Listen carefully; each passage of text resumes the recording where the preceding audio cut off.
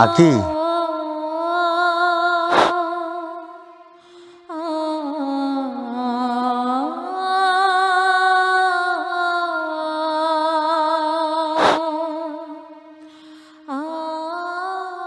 ভাইয়া, তুমি এতদিন কোথায় ছিলে ভাইয়া? ছিলাম। তুই ওকে আমার দোষী ভাবস? তাহলে কি সাধু ভাববো? তুমি কি সাধুর মতো কোনো কাজ করেছো?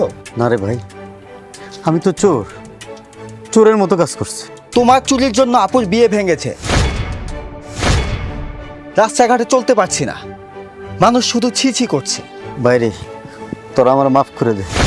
আমি স্বীকার করছি আমি চোর, আমি অন্যায় করছি। তার জন্য কি অন্যায়ের কোনো ক্ষমা নাই? না, নাই।